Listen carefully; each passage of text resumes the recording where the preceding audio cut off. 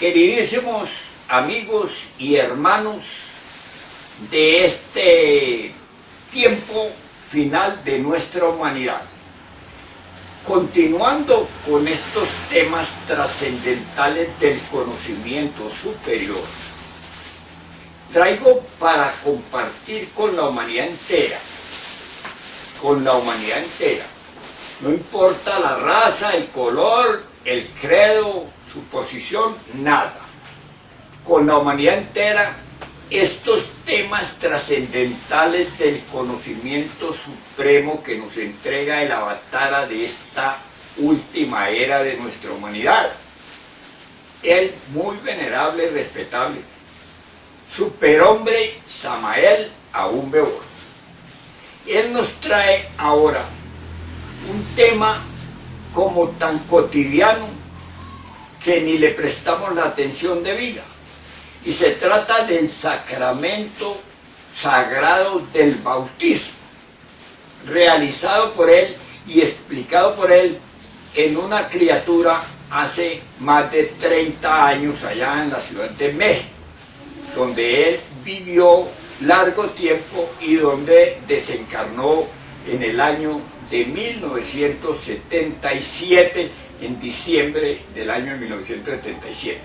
Pero él dejó el mundo lleno de conocimiento. Sin embargo, es la develación o revelación de las cosas que siempre estuvieron ocultas o que estuvieron, digamos, super editadas a otros niveles, o mejor dicho, las que se volvió como un relato intelectual o dogmático de cosas, que en realidad, de verdad, se trata de procesos alquímicos que proponen partir de este estado hacia el estado del hombre auténtico, del hombre real, del hombre verdadero. Y para no desfigurar el contenido de esta cátedra extraordinaria, simplemente vamos a invitarles a que la lean y la estudien con todo detenimiento. Y si hay que aclarar algo anterior o en derredor de ella, pues con mucho gusto nosotros estamos en nuestra página para eso, para aclarar, no para quitar ni para poner, no, sino para aclarar conceptos de contenido, porque nosotros estamos muy limitados de entendimiento, y entonces hemos confundido ese evento extraordinario del bautismo de los niños, de todo aquel proceso alquímico en la creación del hombre psicológico, del hombre, digamos, puramente del hombre, digamos, planetario, del hombre solar, del hombre galáctico, del hombre infinito. En su desarrollo propio lo hemos confundido con una especie de comedias, con una especie de montajes de impostores que han hecho de eso un mercado, una fe, una creencia y un dogma del cual es imposible salir si no se tiene un conocimiento superior. Vamos pues en las propias palabras de nuestro gran superhombre, Samael Aún Weor, a ver cómo es eso del bautismo, el sacramento del bautismo, qué significa, qué propone y a dónde nos lleva en el autodescubrimiento, en el proceso de la autorrealización íntima del ser en cada persona y hacia el status Cristo, hacia el estado de la liberación. Con ustedes también, pues, el muy venerable y respetable maestro Samael Aún Weor. Muchas gracias y hasta pronto.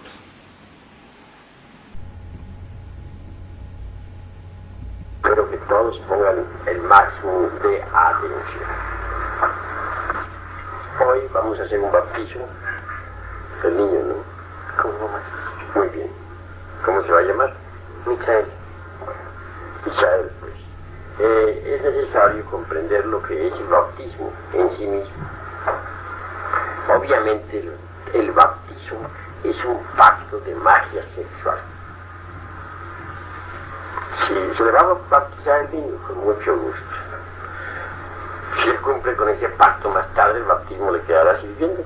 Si no, no cumple con ese pacto, entonces ¿en qué quedamos? En la Iglesia de Oriente, el bautismo en el día de Epifanía está asociado a las bodas de Canaá. En la Iglesia occidental, considerando la Epifanía, se asocia el bautismo al matrimonio de Jesús con su Iglesia. De manera que tanto en el Oriente el bautismo está asociado al sexo como en el Occidente. En ambos casos se relaciona con el matrimonio. Es pues el bautismo un pacto de magia sexual. Si se cumple, el bautismo queda sirviendo. Si no se cumple, el bautismo no sirve de nada. Esa es la cruda realidad de los hechos. Ilustro a ustedes sobre todo esto, para que vayan comprendiendo lo que es la trascendencia esotérica del bautismo. La pila bautismal, por ejemplo, en las iglesias cristianas, representa precisamente a la piedra filosofal, a los órganos creadores. En cuanto a las aguas magnetizadas, aguas lustrales contenidas en la piedra, representan indubitablemente al esperma sagrado. Con otros términos diríamos que el agua es el mercurio de la filosofía secreta, que el fuego de las veladoras representa el azufre de la alquimia. Solo mediante el mercurio, o sea, la entidad del semen, y el azufre, o sea, la entidad del fuego, es posible lograr entonces el nacimiento segundo. ¿Qué se entiende por nacimiento segundo? Por nacimiento segundo se entiende el nacimiento del hombre verdadero. Recordemos las palabras de Jesús a Nicodemos: hasta que no nazcas de nuevo no podrás entrar en el reino de los cielos. Lograr el nacimiento segundo, eso es lo fundamental. Pero ese nacimiento segundo no se logra si no se han fabricado los cuerpos existenciales superiores del ser. Y esos cuerpos no se pueden crear de la nada, porque de la nada nada sale. Esos cuerpos hay que crearlos a base de mercurio y azufre. El mercurio, o sea, el alma metálica del esperma, está representado aquí en nuestros rituales con el pan de la transustanciación. Y en cuanto al azufre, o sea, el fuego de la alquimia, está representado con el vino sagrado. Así que el mercurio y el azufre tienen que combinarse incesantemente dentro de nosotros, a fin de crear por medio de ellos los cuerpos existenciales superiores del ser. Comprendiendo todo esto, se darán cuenta ustedes del misterio del sello de Salomón. El triángulo hacia arriba, el superior, indica al azufre, el fuego. El triángulo inferior, que se enlaza con el superior, indica el mercurio, o sea, el alma metálica del esperma sagrado. Cuando uno ha concluido la gran obra, recibe en los mundos superiores un anillo maravilloso, que es de materia divinal, es colocado siempre en el dedo anular de la mano derecha. ¿Qué aparece en ese anillo? El sello de Salomón. ¿Qué indica tal sello? Que el iniciado ya logró, mediante los cruces incesantes del mercurio y del azufre, la piedra filosofal. Así que mediante los cruces incesantes del mercurio y del azufre se logra en primera medida crear el cuerpo astral, como segunda medida crear el mental, como tercera crear el causal. Quien posea un cuerpo físico, un cuerpo astral, un cuerpo mental y un cuerpo causal, recibe por tal motivo los principios anímicos, espirituales, y se convierte en un hombre auténtico, en un hombre real, en un hombre verdadero. Así pues, quien llega a ser hombre verdadero se dice que ha llegado al nacimiento segundo. Porque si como animal intelectual nació con el nacimiento primero, como hombre verdadero viene a nacer con el nacimiento segundo. El nacimiento segundo es para los hombres reales. Todo eso se logra mediante los cruces incesantes del mercurio con el azufre. En el bautismo se alegoriza eso sabiamente. El agua contenida en la piedra representa precisamente al mercurio. El fuego de las veladoras al azufre de la alquimia. Si quien se bautiza sabe combinar inteligentemente el mercurio con el azufre, pues logra el nacimiento segundo. Entra al reino de los cielos. Pero si quien se bautiza jamás trabaja con el mercurio y el azufre, pues su bautismo no le ha servido de nada. Así pues, el bautismo es un pacto de magia sexual. Hay que entenderlo así y no de otro modo. Se dice que el bautismo, la paloma blanca del Espíritu Santo, flota sobre la cabeza del niño que se va a bautizar. Ciertamente es que el Espíritu Santo es el mismo mercurio de la filosofía secreta. Cuando yo entré en la parte más importante de la gran obra, fui presentado precisamente ante el espejo de la alquimia.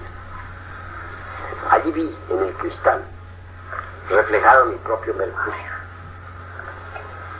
En nombre de la verdad debo decirles a ustedes que el mercurio da a los grandes iniciados precisamente ese aspecto trascendental del gentilhombre. Veamos si no, por ejemplo, a hombres como Kutumi, esa sapiencia que demuestra como hombre, se le debe al mercurio, que es el mismísimo Espíritu Santo en manifestación. Veamos, por ejemplo, a un conde de San Germán, quien yo cito tantas veces como un ejemplo viviente de superhombre. Alguien que maneja la política mundial tan formidablemente. Alguien que conoce la psicopolítica y que sabe de verdad manejarla. Que sabe adaptarse a todas las condiciones diplomáticas del mundo. Esa característica se debe al mercurio de los sabios. Cuando yo vi reflejado mi mercurio en el espejo, quedé sencillamente asombrado. Pero cuando conocí cómo el mercurio viene a darle a uno la característica trascendental del gentilhombre, hace de uno un sabio en el sentido más completo de la palabra. Así, mis queridos hermanos, bien vale la pena comprender la trascendencia del bautismo. En cuanto al azufre, es el fuego. Eso hay que entenderlo así. Obviamente se relaciona con Lucifer. No tendría uno el impulso sexual si no existiera la potencia luciférica dentro de uno. Esa potencia azufrada es extraordinaria. El mercurio solo nada podría ser. Pero el mercurio es fecundado por el azufre, o sea, por el fuego. Y de esa mezcla resultan los cuerpos existenciales superiores del ser.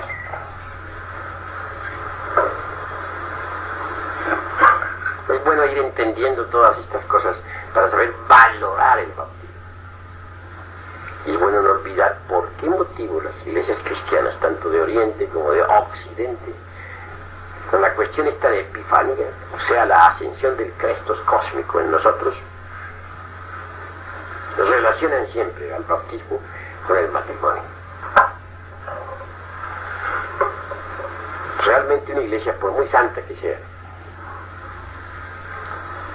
si no enseñara las claves de la autorrealización, pues no lograría salvar a nadie. Eso es obvio. Cuando uno estudia a fondo todas estas cuestiones del mercurio y del azufre, sabe valorar el bautismo como debe valorarse. El bautismo es sagrado en el sentido más trascendental de la palabra. No olviden también ustedes que el sagrado sol absoluto quiere cristalizar en nosotros las tres fuerzas primarias de la naturaleza y del cosmos. Estas son santo afirmar, santo negar, santo conciliar. Santo afirmar es la fuerza positiva, la del Padre. Santo negar es la fuerza negativa, la del Hijo. Santo conciliar es la fuerza neutra, la del Espíritu Santo. En el Oriente el Padre es Brahma, el Hijo es Vishnu, el Espíritu Santo es el Señor Shiva. El Espíritu Santo, o sea el mercurio de la filosofía secreta, cristaliza en nosotros cuando trabajamos con el azufre y el mercurio. Este trabajo no se podría realizar fuera del laboratorio.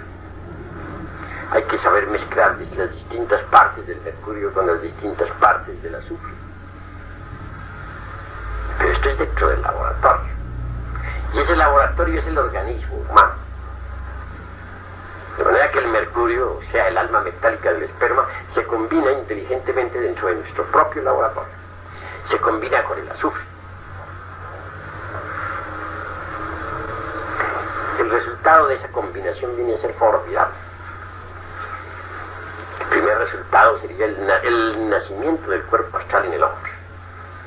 El segundo resultado es el nacimiento del cuerpo mental en el hombre. El tercer resultado es el nacimiento del cuerpo causal en el hombre. Cuando se ha conseguido esos vehículos, como ya les dije, entonces viene el nacimiento segundo. O sea, nace el hombre verdadero. Nace del mercurio y del azufre. O sea, del agua y del fuego. Así hay que entenderlo. Por eso dijo el Cristo: si no naciereis de nuevo, no podréis entrar al reino de los cielos. Hay que nacer de nuevo. No basta haber nacido como animales intelectuales. Eso es muy relativo.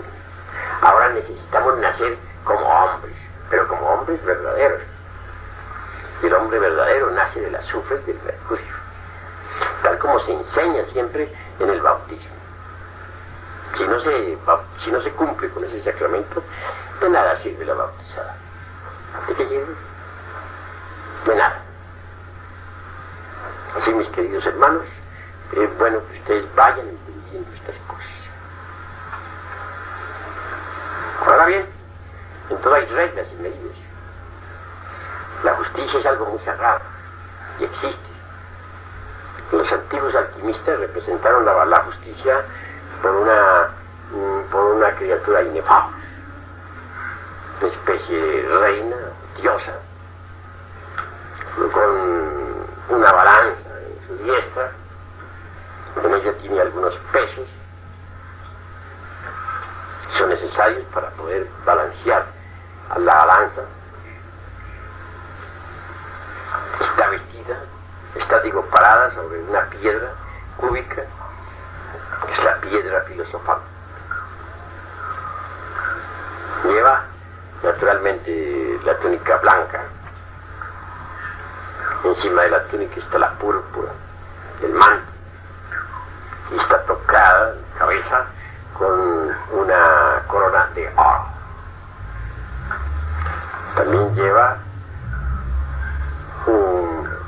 si bien en la derecha, dispensen ustedes, en la izquierda lleva la balanza, en la derecha lleva la espada de justicia. Pero lo interesante son los pesos y medidas de la balanza de la justicia cósmica. Es claro que el trabajo que hay que realizar en el laboratorio tiene que estar de acuerdo con la ley. ¿Qué cantidades de azufre, por ejemplo, se mezclan con qué cantidades de mercurio? Eso no lo saben las gentes comunes y corrientes, ni aun siquiera los mismos alquimistas. Eso son secretos de la gran naturaleza. En todo caso, la justicia rige los trabajos del alquimista. Y la justicia es la ley. Si un alquimista, por ejemplo, tiene esposa sacerdotisa y de pronto deja a la esposa sacerdotisa y estando en pleno rendimiento sexual va y se mete con otra mujer, pues adultera. ¿Por qué? Porque dos corrientes mezcladas dentro de la espina dorsal chocan entre sí. Un alquimista carga una corriente eléctrica y si luego se mete con otra mujer, entonces la corriente contraria se mezcla con la primera corriente con la que cargaba en su organismo y allí resulta un cortocircuito y entonces se quema un hilo, es por donde sube la serpiente sagrada. Ese hilo es el Nadi Chitra, de manera que si se quema el Nadi Chitra, entonces la serpiente, o sea el fuego, o sea el azufre mezclado con mercurio, que tiene la figura de la serpiente, baja una o más vértebras, según la magnitud de la falta. Después, muy grave, el adulterio. Otra cosa grave que es la fornicación. Si el alquimista derrama el vaso de Hermes Trismegisto, si pierde el mercurio, incuestionablemente se quema el Nadi Chitra y baja en la serpiente sagrada. Para poder uno realizar la gran obra, tiene que estar sometido a las diosas de la justicia. Si viola la ley de la balanza, el trabajo alquimista fracasa rotundamente. Téngase en cuenta que la fabricación de los cuerpos existenciales superiores del ser es una obra de alquimia, pero que esa obra tiene que estar dentro de los cánones del derecho de la justicia cósmica. De lo contrario, hay fracaso inevitable. Otro caso muy distinto, y esto ya es de reflexiones, es el caso en que el alquimista, por ejemplo, no disponga de un vaso hermético. Supongamos que el alquimista tiene, dijéramos, un vaso hermético destruido, que ya no sirve, que no funciona. El laboratorio en este caso estará detenido. No funcionará porque no dispone de un vaso hermético para la combinación del azufre y del mercurio. ¿Pero qué se entiende por vaso hermético? Son términos que los hermanos deben ir comprendiendo. Vaso hermético es lo que se denomina el Kali o el mismo Yoni femenino. Eso se entiende vaso hermético, el órgano sexual femenino. ¿Y qué se entiende por lingam? Son términos con que deben familiarizarse los hermanos, sobre todo los misioneros, porque no va uno a hablarle al pueblo en lenguaje vulgar. Las cosas sagradas del sexo se deben exponer con honestidad. Se entiende pues por lingam el órgano sexual masculino, el phallus griego. Y observen ustedes la forma como explico los misterios del sexo, que no estoy utilizando ningún término vulgar, y lo hago a propósito para que los misioneros a su vez, cuando estén enseñando, sepan enseñar, que eviten cuidadosamente los términos grotescos o dijéramos inmodestos. Si un vaso hermético, ya expliqué qué cosa es un vaso hermético, no sirve, si ha sido destruido, si ya no sirve para la gran obra, el alquimista tiene pleno derecho, por ley, a escoger un nuevo vaso hermético, y en eso no hay delito. Más grave sería que la gran obra quedara estancada y que el alquimista fracasara. Ahí sí sería lo grave. Pero aún así, el alquimista no debe hacer jamás su voluntad personal, porque si hace su voluntad personal, fracasa. El alquimista tiene que obedecer la voluntad del Padre. Téngase en cuenta que uno no puede entender la ciencia de la gran obra si antes no ha recibido el donum Dei. El donum Dei es el don de Dios para entender la ciencia de la gran obra. Uno no podría entender esta ciencia si no ha recibido el donum Dei, el don de Dios que le permite entender. Y ese don, el único que puede dárselo a uno es el Padre de todas las luces. Solo Él puede darle a uno el donum Dei. Así que la ciencia de la alquimia es muy sagrada. Tomar un vaso hermético para el trabajo es loable, pero siempre y cuando el Padre de todas las luces sea el que ordena, y no uno. Porque si uno hace su voluntad personal, si uno hace lo que le viene en gana, fracasa en la gran obra.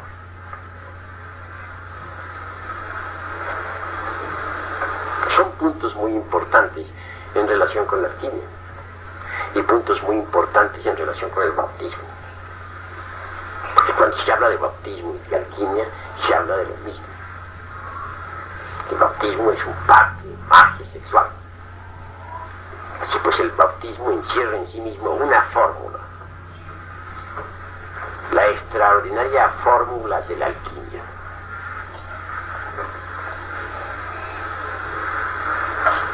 Con estos estudios lo que nos debe interesar a nosotros es la gran obra. Exclusivamente eso. Y en la realización de la gran obra, lo único que cuenta es la ley de la balanza. O sea, la ley de la justicia cósmica. Esta está por encima de todos los falsos códigos de moral que existen por ahí, por encima de todos los prejuicios y al margen de toda clase de sentimentalismos morbosos, aquellos que están esclavos únicamente de los prejuicios, del que dirán, de las máximas, dijéramos, de ética existentes en los distintos códigos morales del mundo. Se quedan con el mundo, pero no con la gran obra. Si hemos de cumplir con el bautismo, tenemos que ser sinceros consigo mismos y trabajar para conseguir el nacimiento segundo. Y una vez conseguido el nacimiento segundo, en modo alguno podríamos detenernos. Quien ha logrado el nacimiento segundo debe luchar intensivamente para integrarse con la divinidad.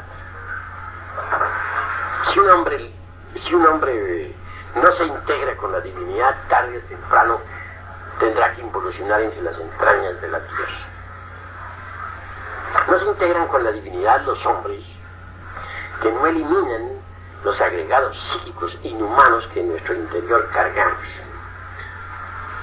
Esos agregados psíquicos inhumanos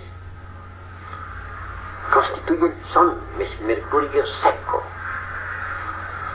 Todo ser humano carga mucho mercurio seco y azufre venenoso o arsenicado. El mercurio seco debe ser eliminado. Y en cuanto al azufre venenoso, este reside en los bajos fondos animales de cualquier ser viviente. Si no eliminamos ese azufre venenoso o arsenicado, no progresamos. Y si no eliminamos también el mercurio seco, no progresamos. Cuando uno elimina mercurio seco y azufre venenoso, pues entonces consigue que el oro se fije en el mercurio. Si consideramos que los cuerpos existenciales superiores del hombre son esencialmente condensaciones del mercurio azufrado, con algo de sal sublimada, podremos entonces entender la relación que existe entre el oro y el mercurio. Aún en las minas. En las minas vemos la íntima relación existente entre el oro y el mercurio. Los átomos de oro deben ser fijados en el mercurio. Normalmente el mercurio está asociado al oro. Dentro de nosotros existe el antimonio. Este no es una mera sustancia química como creen muchos. El antimonio es una de las partes autoconscientes del ser. Esa parte, ese es un artífice que cargamos todos en nuestro interior. Todos llevamos antimonio en lo más íntimo de nuestra psiquis. Esa parte autoconsciente, ese artífice, ese alquimista, es quien fija los átomos de oro en el mercurio, es decir, en nuestros cuerpos existenciales superiores del ser. Cuando los vehículos existenciales superiores del hombre han quedado constituidos por oro puro, incuestionablemente sirven para recubrir al espíritu metálico que todos llevamos dentro. Quiero referirme al Cristo íntimo, al magnes interior de la Cábala y del alquimia, al Señor. Estos vehículos compenetrándose mutuamente y entre sí, son denominados en la alquimia el todo-soma helíaco, el cuerpo de oro del hombre solar. Quien posea el todo-soma helíaco obviamente puede recubrir con el mismo al Cristo íntimo. El Cristo íntimo recubierto con el todo-soma helíaco constituye la piedra filosofal. Ya ven ustedes lo que es la piedra filosofal. Se dice que esa piedra puede vivir entre el fuego, que es fusible como la manteca. Pero hay del alquimista que la arroje al agua, porque se disuelve. ¿Qué quiere decirse, o qué quiere expresarse con eso de arrojar la piedra al agua? Sencillamente el que derrame el vaso de verde, o el adúltero. Para esa clase de seres son las tinieblas exteriores donde no se oye sino el llanto y el crujir de dientes. Arrojar la piedra filosofal al agua es eso. En ese caso, se funde un metal, la piedra se dice que se evapora, es decir, el espíritu metálico escapa, el Cristo escapa, se pierde la piedra, se disuelve. Puede atravesar la piedra filosofal a través de un cristal sin romperlo ni mancharlo. De la piedra se puede sacar el elixir de larga vida. De la piedra se puede sacar los polvos de proyección, con los cuales se puede fabricar oro físico, efectivo, oro material. Claro, si un alquimista que ya logró, ya tiene la piedra filosofal, su poder, en estado de éxtasis deposita, por ejemplo, aquí en esta agua, sus átomos de oro. Entonces esta agua se convierte por tal motivo en un licor extraordinario, en los mismos polvos de proyección. Y si luego pone una gotita así, entre un crisol donde hubiere plomo derretido, ese plomo se convertirá. Y con ese oro viven. El conde San Germán, por ejemplo, fabricaba oro físico, pero invertía ese oro. ¿En qué lo invertía? En distintos bienes materiales. Cuando la policía francesa invadió la casa de San Germán para saber de dónde provenían sus riquezas, se quedaron asombrados al ver que todo estaba en perfecto orden. Tenían sus libros de cuentas, los bienes que tenía, todos debidamente documentados, es decir, no se halló una sola falta. Nunca realizaba sus transmutaciones metálicas públicamente, siempre en secreto. De manera que aparentemente él vivía exclusivamente de sus haciendas, de sus propiedades, fincas, bienes raíces, etc. Y Todo estaba debidamente documentado. Así, mis queridos hermanos, por algo es que cuando uno concluye la gran obra, se encuentra ante el árbol de la vida, portando en su diestra el cuerno diamanteado. ¿Cuál es ese cuerno? El de la abundancia. El cuerno diamanteado. En el Apocalipsis de San Juan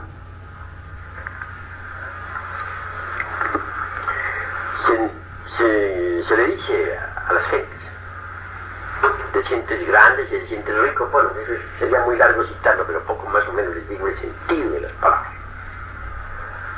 Pero no te das cuenta que eres un cuitado, pobre, desnudo y miserable. Son palabras que no las entienden sino los iniciados. Nadie más. ¿En qué sentido se es pobre, miserable? Bueno, voy a hablarles algo que a ustedes posiblemente, que en las distintas escuelas digo, pues no entenderían a fondo.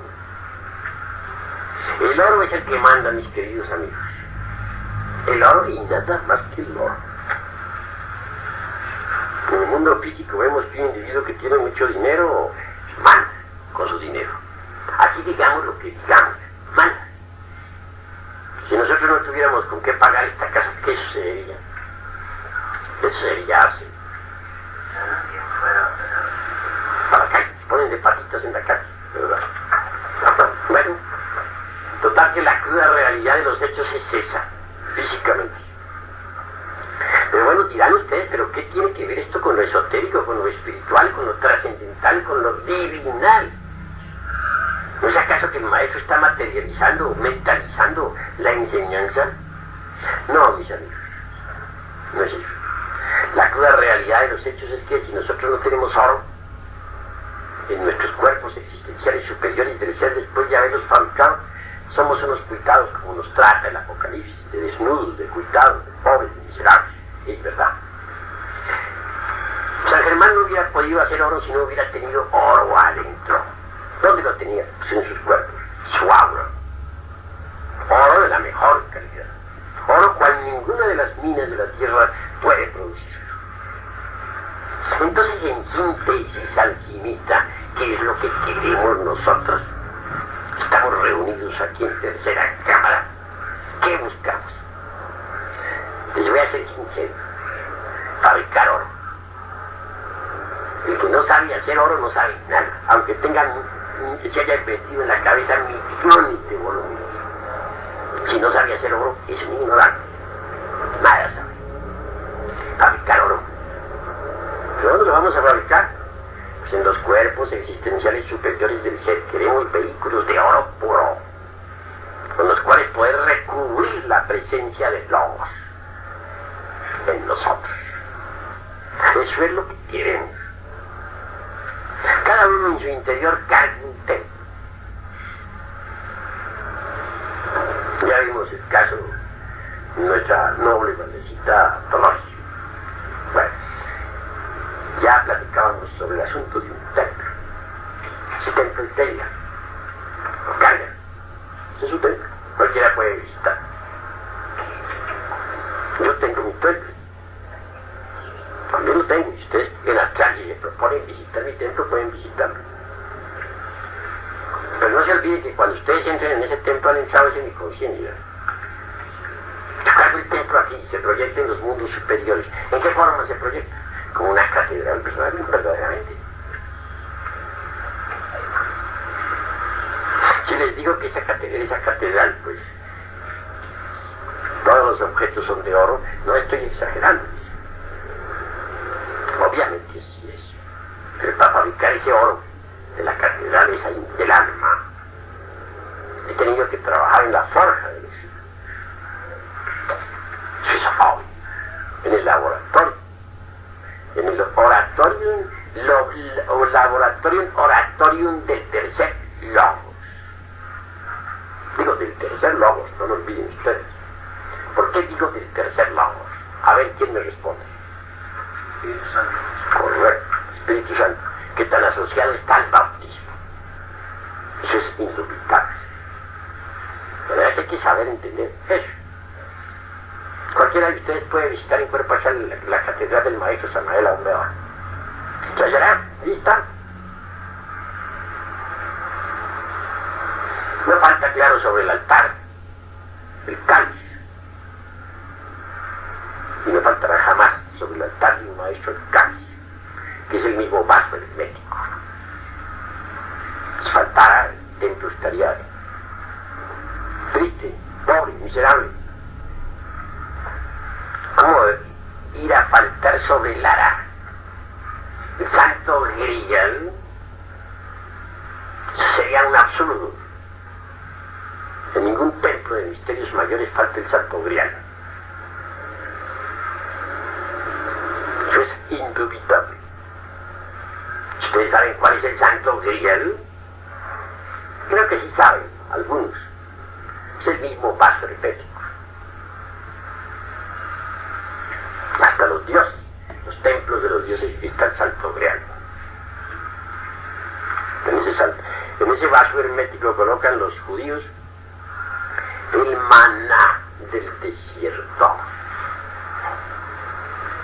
Ese maná con el que se alimentaban los israelitas entre las arenas del desierto, con el que se mantuvieron durante 40 años.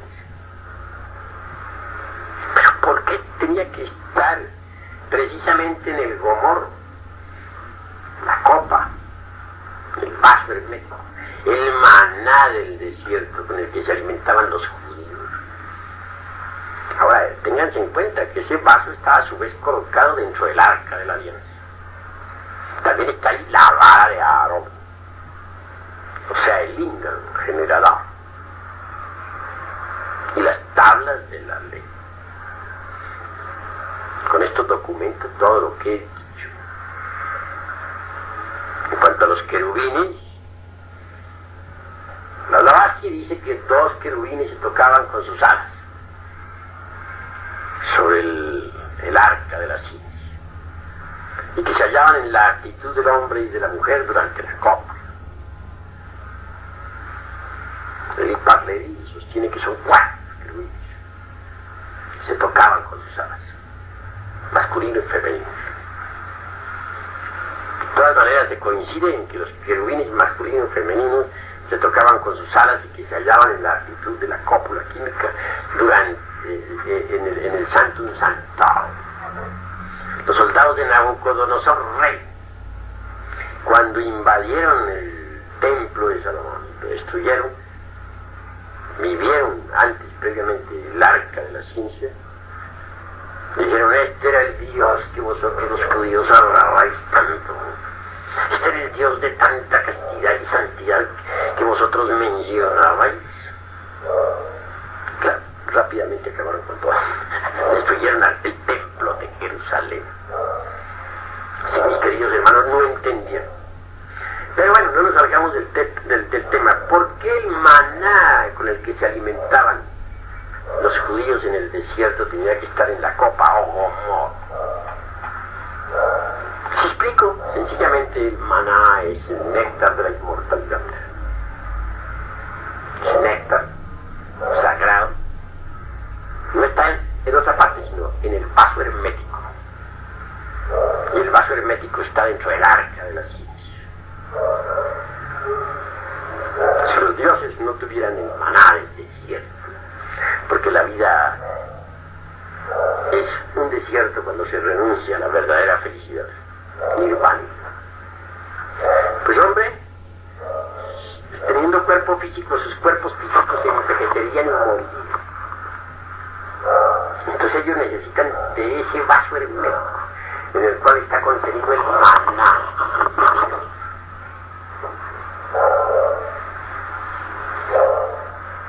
Quienes tengan entendimiento entiendan, porque ahí hay sabiduría. Saber entender. Cuestionablemente, el error más grave de los distintos grupos de escuelas pseudo-esotéricas, pseudo-ocultistas, estriba precisamente en creer autorrealización íntima del ser esa base de la vida. Se equivocan. Pensemos por un momento en la forma como surgimos nosotros a la existencia. En esos encantos del Viernes Santo. ¿Cuál es la raíz de nuestra vida? Un hombre, una mujer, una cópula química o metafísica. Y allí salió nuestro cuerpo físico. ¿Qué precedió a esa concepción? ¿Qué instante? Esto nos lleva a los encantos del Viernes Santo. Incuestionablemente en todo eso hubo pues amor, estuvo Eros activo, etc. Estuvieron también las fuerzas cósmicas más poderosas del universo, las que crearon precisamente al universo. Pero, ¿y las teorías dónde estuvieron? Todos esos millones de volúmenes de escuelas, ¿dónde estaban? No, nada de eso existía para nosotros. Entonces, ¿de dónde surgió pues este cuerpo que tenemos? ¿Por qué vino a la existencia? Sí, también vino a ustedes. Solo entendiendo esos misterios del Viernes Santo, tan fundamentales para los trabajadores de la gran obra, se logra la cristificación, la autorrealización íntima del ser. Esto es cuestión de sexo, de fuerza erótica, de ondulaciones cósmicas de amor, de emoción trascendental y de gran voluntad. Por ese camino trabajando se hace oro. Y el que llega a tener oro es inmensamente rico. Mediante el oro puede uno mandar a la naturaleza, y la naturaleza lo obedece. Quien tiene vehículos existenciales de oro es el Rey y Señor del universo, según la orden de Melquisedec. Mas si uno no tiene oro en su interior, es un cuitado, miserable, desnudo, aunque se crea muy rico y poderoso. Así pues, el objetivo de nuestros estudios es uno, fabricar oro.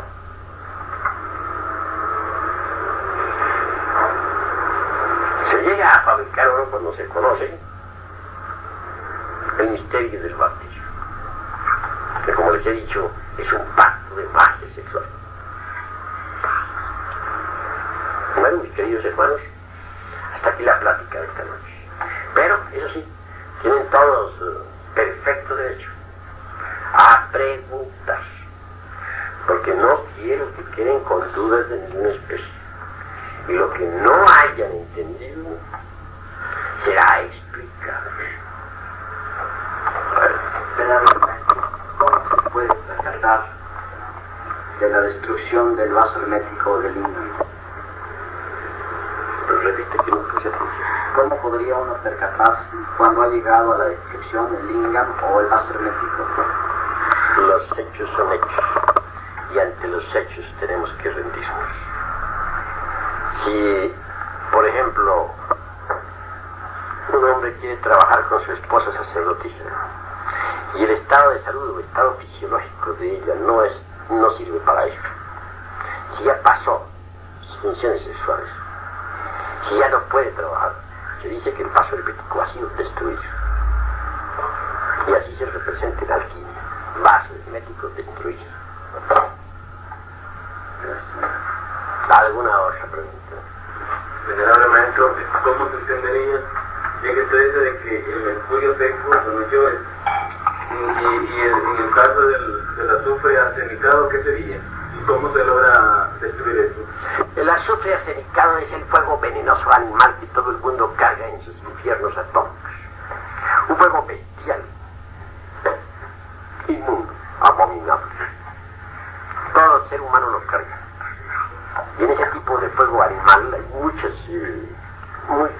agregados psíquicos vivientes, de tipo de, dijéramos, que pertenecen a las leyes, al mundo 96 de la... Y en ese tipo de fuego animal hay muchos agregados psíquicos vivientes, de tipo de, dijéramos, que pertenecen a las leyes, al mundo 96 de la o mundo infernal.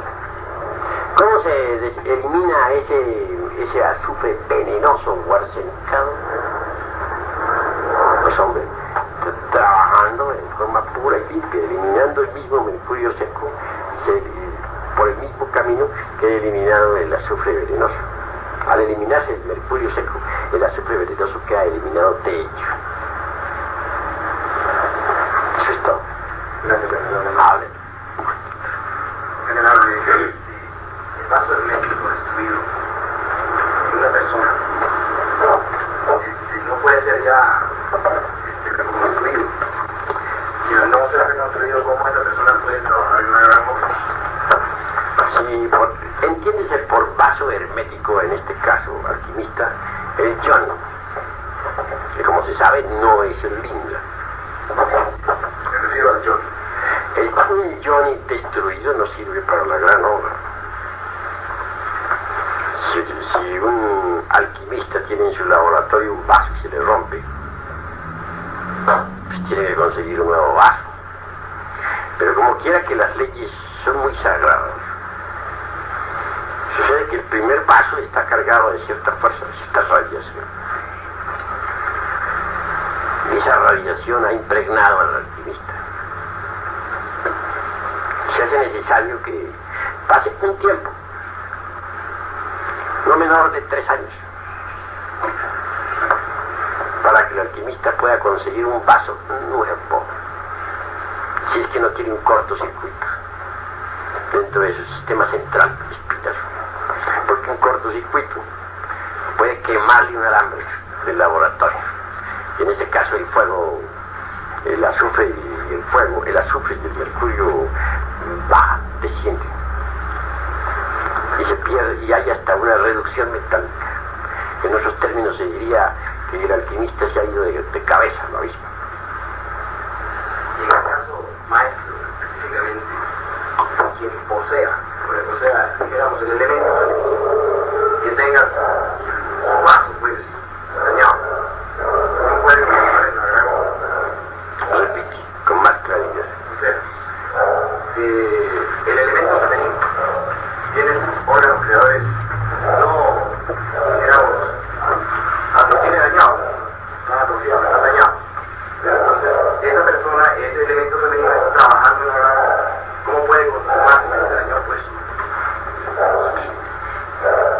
No es posible, no puede continuar.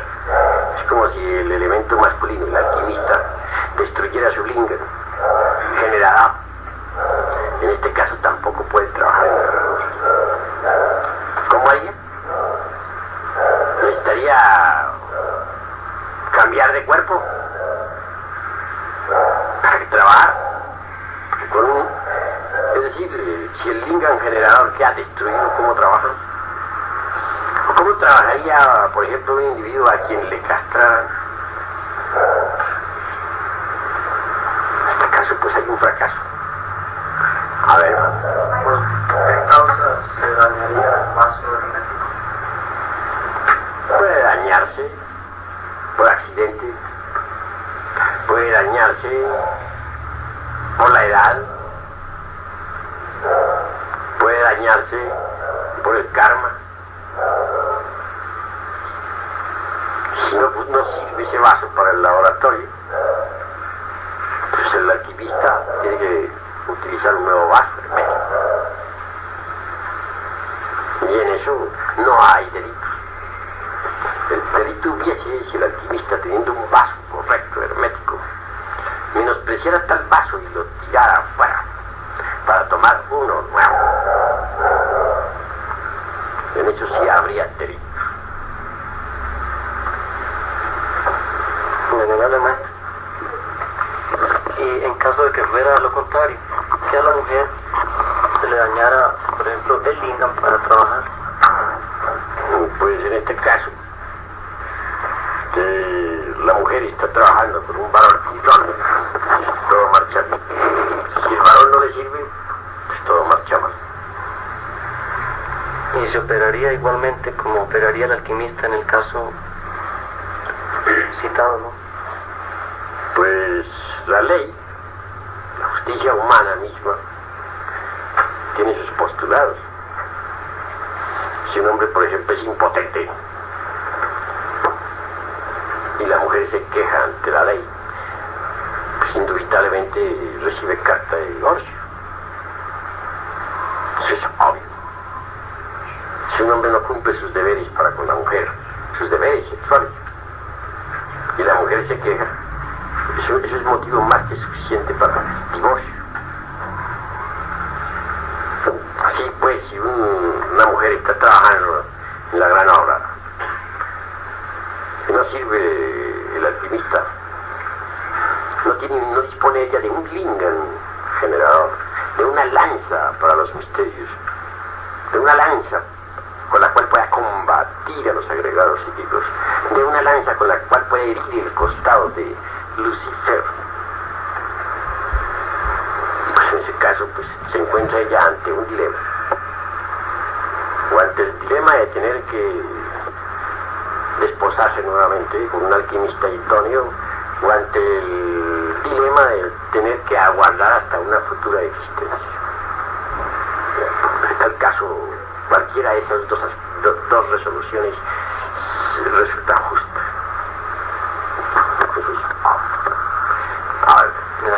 Si este caso se presenta por karma, venerable maestro, ¿se podría esperar hasta que alguna de esas personas cancelara la deuda? Sí, puede esperar perfectamente bien. También un alquimista que ha perdido el vaso hermético puede esperar, si quiere, hasta la futura existencia, o aguardar 50 existencias hasta que encuentre un vaso bueno. Pero ese sería el colmo de los colmos, ¿no? Lo mejor es que el iniciado deje toda clase de sentimentalismos morbosos y tome un vaso hermético idóneo para el trabajo en el laboratorio. Y nosotros debemos dejar aquí las actitudes pesimistas, dijéramos el tamas de la inercia, esa especie de flojera mental, espiritual, que tanto abundan las escuelas de tipo pseudo-esotérico y pseudo-futista. Eso es claro. Maestro, y en el caso de que el vaso hermético está bueno, pero la dama no quiere colaborar en la fragua. ¿Quién? La dama no quiere trabajar en la fragua y ya lleva determinado tiempo de no colaborar el esposo. En este caso, ¿qué puede hacer el esposo?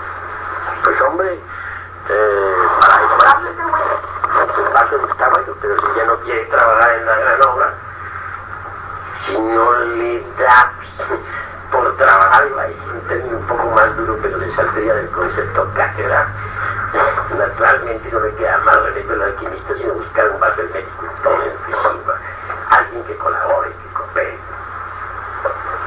Pero eso no podría hacerlo sino después de varios años de duros ruegos y súplicas a la esposa sacerdotisa con ellos. Porque escrito está que solo por causa de fornicación se debe dar a la mujer, dijéramos, divorcio, si hay fornicación. No es que si la mujer fornica, hay derecho. Si una mujer quiere que el alquimista fornique, y el alquimista quiere autorrealizarse y ella quiere fornicar, ahí se le debe dar carta de divorcio inmediatamente para que fornique con otro, pero no con el alquimista. Aquí está que una de dos, o nos resolvemos a entrar al reino por asalto o fracasamos. El reino se toma por asalto, los valientes lo han tomado. Si no se procede así, se fracasa. Estando precisamente en los mundos superiores de conciencia cósmica. Hube de solicitar al Padre me mostrara la síntesis de mis trabajos más recientes en la fragua encendida de Vulcano. Entonces el Padre me llevó a una gran una de esas ciudades finas, ciudades bancas, las cuales hay 4 importantes en Europa. Nosotros tenemos una en Yucatán, fundadas antiguamente por los tuatas de Danang, que fueron, entre otras cosas, grandes viajeros chinos. Bien, allí encontré a muchos adeptos de distinto grado de esplendor. Hasta encontré adeptos exentos. ¿Ustedes saben lo que es adeptos exentos? Significa adeptos exentos ya de karma, no deben karma. En el esoterismo se dice adeptos exentos. Claro, que todos organizamos una excursión a la cima de la montaña tercera. Grandiosa fue tal excursión. En los mundos superiores de conciencia cósmica se pasa por vivencias trascendentales, divinales y formidables. Cuando conseguimos llegar a la cima con el ánimo de encontrarnos con Yod-Hebe, el anciano de los días. Entonces, tuvimos la grata sorpresa de hallarle transformado en una palmera elevadísima. La palma es el símbolo de la victoria de Cristo. Todos los adeptos se prosternaron en tierra para rendir culto a Yod-Hebe. Sabía que esa palmera era mi real ser, pero el anciano de los días, es decir, el interior de mi interior, para hablarles esta vez a ustedes en el lenguaje de la pistisopía. Es un lenguaje esotérico, simbólico, alegórico. Claro, yo avancé, como quiera que el cuerpo astral tiene cierta elasticidad, ductilidad. No me fue difícil aumentarles el tamaño para tomar aquella palmera por aquí, como quien dice, por el cuello, y asirla con fuerza hacia mi pecho, y acariciar sus hojas, ramas. Aquellos adeptos, venerables,